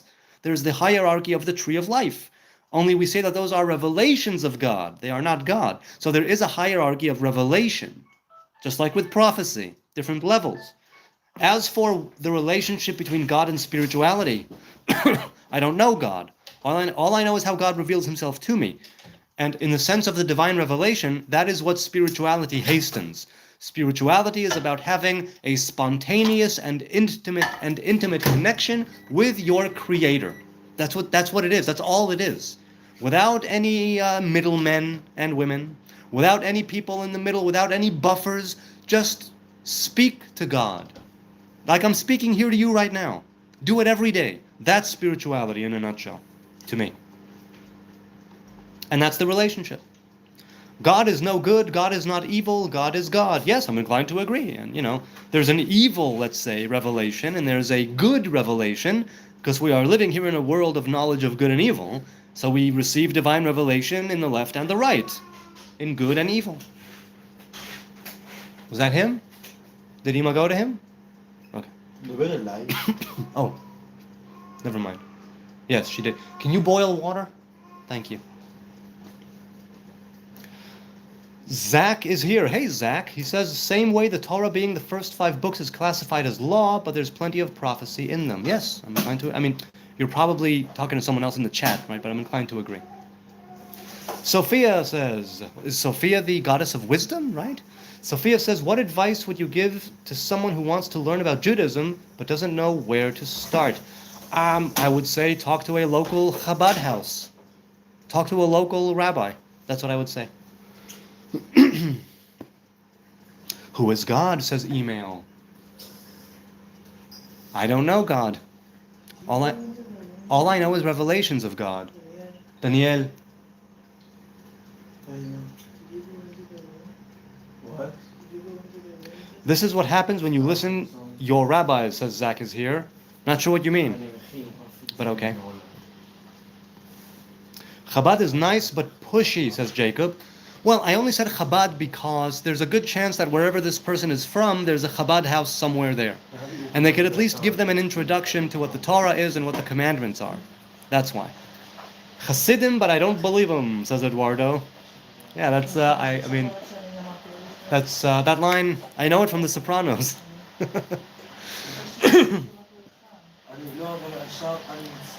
Tene, I didn't ask you, and you're not the truth, says Justin. Oh, there's a back and forth. There's a back and forth in the chat. Of course there is. Everyone in the chat, attention, says Eduardo.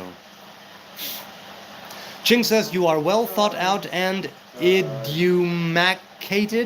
Have you ever had a near-death experience or a true outer body experience? Expand if so, please. Well, thank you. I appreciate the kind words and the encouragement. A near-death experience I did have when I was a child a couple of times. An out-of-body experience that wasn't drug-induced. Yes. Being, let's say, on the Holiday of Atonement, when we were meditating, in meditation, I have had some out-of-body experiences that were, it's difficult to explain. They were both heavily embodied and out of the body, kind of at the same time. I've never had any kind of astral projection. Pardon me. But I have had a few things that were deeply embedded in my body and felt outside of my body at the same time. As for a near-death experience, a couple of times as a kid, but not since, I think. Yes, actually, yes. There was one time where a bus almost ran me over. I was sort of back against a wall or a fence. The bus was careening down the street. I was in the wrong. Let's be clear about that. I did something stupid, and then I immediately went like this. It passed by like Neo and the Matrix and the bullet time, like that. And there were a couple of people screamed because they were sure that they were about to see me just get killed right in front of their eyes. I almost did. So that was a near-death experience as far as I'm concerned, yes. Is time starting from the revelation of God, says email. Good question. I'm inclined to say yes, because the Creator created the physical laws of nature. Those laws relate to space and time and the continuum, so I'm inclined to say yes. Time is a revelation of God. So time started from not the revelation, from a revelation, because time and space pertain to this physical world, where the physical laws of nature apply and are, running on automatic. So that's what I have to say about that. Other people, did you have a near-death experience? What do you think? Or an out-of-body experience? Is this the modern-day rabbi look? LOL. No, Arthur Jones, I'm not a rabbi. I'm not a scholar. I'm not a sage. I'm just one simple dumbass in the Middle East. That is all I am. Israel was divorced and cut off in Jeremiah. Really? It's exactly the opposite, but okay, if you say so. So no, Arthur Jones, I'm not a rabbi. I'm not planning on being a rabbi. I'm not even close to being a rabbi. Thank you for answering, says for his glory. I think there are prophecies Jesus made: Peter betrayal, fall of the temple, his own death, resurrection. Do you think Jesus was the fulfillment of any Old Testament prophecy? Well, Jesus himself, or the time that he was alive in? The time that he was alive was fulfillment of the different curses before the temple fell. In that sense, yes. Him specifically as an individual, I know that the New Testament anchors in the Gospel certain things that happened with Jesus, and it says, in fulfillment of the prophecy written in here and there, and I go, no, that's not necessarily in fulfillment of that prophecy. That's the people who wrote down the New Testament wanting to anchor their text in ancient Hebrew texts. So, again, I only read it once. I can't tell you yes or no, but I think that when I read it, that was what I was thinking. I was thinking that they were intentionally mentioning other prophecies in order to anchor this non-canon Hebrew-wise text in previous texts. Do I think him as an individual being a fulfillment of anything in particular? No. But I don't know enough about the New Testament to make that claim, so I'm not making the claim. Gino says, why is God referred to in the Old Testament using plural forms of the Hebrew? Because it's a plurality. God is one, but the revelations are infinite. God is one, unique, singular, alone. Meaning not one as opposed to 1, 2, 3, not one as opposed that there's one and another one. One, unique, alone, and singular. That's it. So that's why revelations of God are infinite. Hence, it starts with Elohim, not Eloha, the single, Elohim, the plural. Abba, can you hold the baby while I make a bottle? Yes, of course. I'll put him back into bed. Okay. Come here, Mr. Baby. Oh, okay. You want to say hello to the people? Hi, people. Yeah, you're going to go to sleep? You're going to go to sleep. Okay. The time he was alive is prophesied in the Daniel. Okay, Zach, you feel free to think that if you want. I know that many people say that Jesus appears in the Bible, even though he doesn't appear by name. I know that many people say that the people that Jesus is he's the Alpha and the Omega, he's the beginning and the end, and he appears across the entire Bible, and he is the Spirit that's upon the water in the book of Genesis and all that. I get that. I don't think that. But I do understand those who say that, because if you're following Jesus as a God incarnate, of course you're going to say that he appears everywhere in the Bible, because revelations of God appear everywhere in the Bible. So that's why.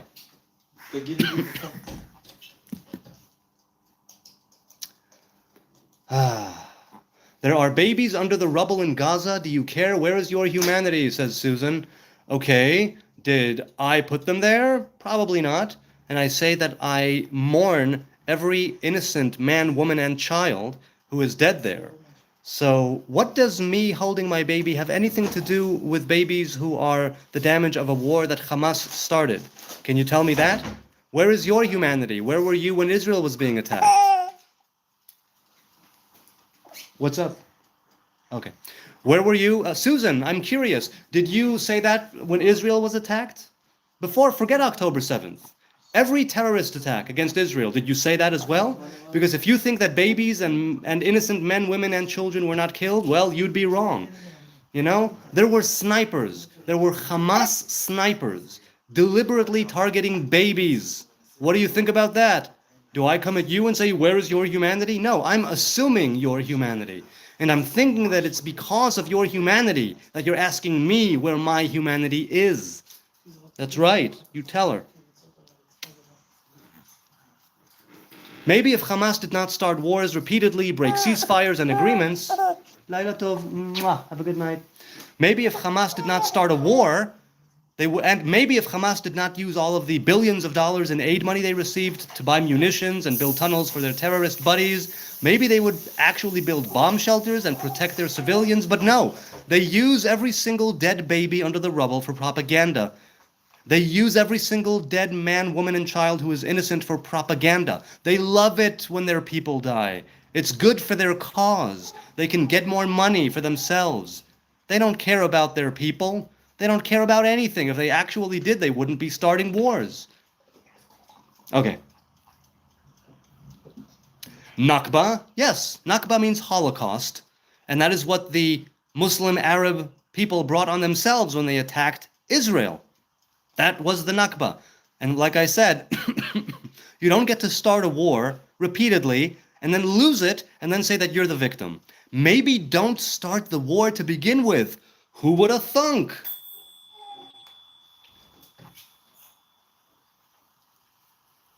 Okay. They are the people of Baal, nothing is below them, says Burning 47. Really? When did I worship Baal? And which type of Baal? There are many different Baals. Which Baal am I worshipping right now? The unicorn Baal? Okay. You know what? It's been almost 2 hours, so I think I'm going to say goodbye. People bring a Holocaust on themselves. No, what happened was that they started a war. Okay, their leaders told them, leave.